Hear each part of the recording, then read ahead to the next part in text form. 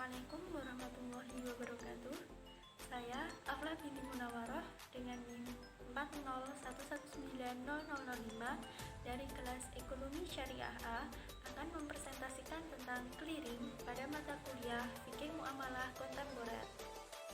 Di sini saya akan menjelaskan tentang clearing. Yang pertama yaitu mengenai peta konsep clearing, yaitu definisi dari clearing adalah pertukaran warkat atau data keuangan elektronik antar bank atas nama bank maupun nasabah yang hasil perhitungannya diselesaikan pada waktu tertentu.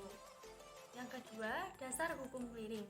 Dasar hukum clearing ada 3, yaitu yang pertama Peraturan Bank Indonesia nomor 1/PBI/1999. Yang kedua, Peraturan Bank Indonesia nomor 12/5/PBI/2010. Yang ketiga, Peraturan Bank Indonesia nomor 14/23/PBI/2012. Pembahasan yang ketiga yaitu sistem dan mekanisme kerja clearing.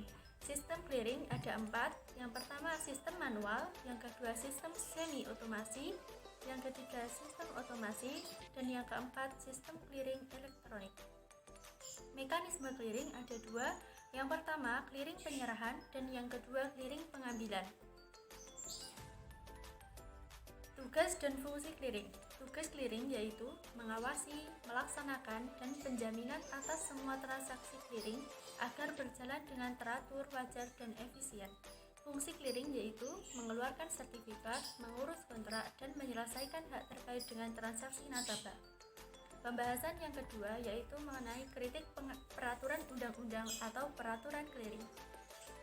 Terdapat beberapa peraturan undang-undang terkait clearing yaitu PBI nomor 1/PBI/1999. Yang kedua, PBI nomor 12/5/2010 dan yang ketiga, PBI nomor 14/23/2012. Saya akan mengkritik PBI nomor 14/23/2012 yang mengatur transaksi yang dapat diproses melalui sistem clearing meliputi transfer debit dan transfer kredit yang disertai dengan pertukaran fisik warkat, baik warkat debit berupa cek, biliet giro, dan nota debit dan lain-lain, maupun warkat kredit. Khusus untuk transfer kredit, nilai transaksi yang dapat diproses melalui clearing dibatasi di bawah 100 juta rupiah, sedangkan untuk nilai transaksi 100 juta rupiah ke atas harus dilakukan melalui sistem Bank Indonesia Real Time Gross Settlement. Menurut saya, peraturan ini tepat karena Bank Indonesia menyelenggarakan sistem clearing antar bank yang berupa untuk mempermudah cara pembayaran dalam memperlancar transaksi perekonomian. Pembahasan yang ketiga yaitu pandangan ulama dan tokoh terhadap clearing. Lembaga clearing dibentuk oleh Bank Indonesia atau pada waktu itu disebut dengan Bank Negara Indonesia sejak tanggal 7 Maret 1967. Menurut Mulyadi, Mukhlis, dan Ghani, clearing adalah kegiatan tukar-menukar warkat dari bank yang satu dengan bank lainnya dan menetapkan perbedaan-perbedaannya. Tasmir mengatakan bahwa clearing menjadi salah satu cara untuk menyelesaikan utang piutang bank dengan cara perhitungan berkas perdagangan dan surat-surat penting.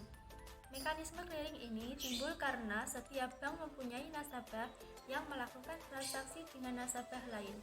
Transaksi ini bila dilakukan secara tunai dan tidak tunai, yaitu dengan cek, biliet giro, wesel bank untuk transfer, surat bukti penerimaan transfer, nota debit, dan nota kredit. Peserta clearing dikelompokkan menjadi 2, yaitu yang pertama peserta langsung dan yang kedua peserta tidak langsung. Hambatan clearing yang terdapat dalam pasal 10 ayat 1 huruf C PBI nomor 14/23/PBI/2012 yaitu bahwa kegagalan sistem clearing. Warkat clearing yaitu permintaan nasabah bank atau sarana yang dipakai dalam pembayaran yang diperhitungkan oleh clearing. Dalam melaksanakan clearing harus memperhatikan 2 tahap yaitu clearing debit dan clearing kredit. Clearing debit yaitu kegiatan transaksi menggunakan transfer debit antar bank yang disertai penyampaian warkat debit. Sedangkan clearing kredit yaitu Adanya transaksi transfer kredit antar bank dan tidak disertai penyampaian warkat. Dalam hukum Islam, clearing disebut dengan wakalah. Wakalah merupakan suatu bentuk muamalah yang diperlukan dalam pergaulan hidup manusia dan mendatangkan manfaat. Maka Islam menetapkan sebagai bentuk muamalah yang baik dan dibenarkan syarak. Wakalah ini dianjurkan untuk dilaksanakan dengan tidak adanya eksploitasi dari salah satu pihak yang akan menimbulkan rusaknya akad dan bisa menuju riba, yaitu jumlah saat pengembalian. Sekian presentasi dari saya. Apabila ada kurangnya saya mohon maaf. Wabillahi taufiq wal hidayah. Wassalamualaikum warahmatullahi wabarakatuh.